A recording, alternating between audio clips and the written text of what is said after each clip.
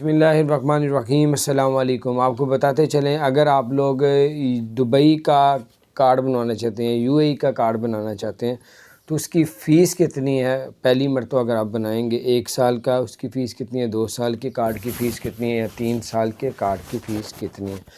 آپ کو بتاتے چلوں، اگر آپ یو اے ای کا یا دبئی کا 1 سال کا کارڈ بنائیں گے، جو ادھر کا آئی ڈی کارڈ ہے، جس کو ریزیڈنٹ پرمٹ بھی کہا جا سکتا ہے، یعنی کہ ادھر کا اگر آپ کارڈ بنوائیں گے تو 1 سال کا 195 درہم کا، اور اگر آپ 2 سال کا بنوائیں گے تو 295 درہم کا، اگر آپ 3 سال کا وہ کارڈ بنائیں گے تو 395 درہم کا۔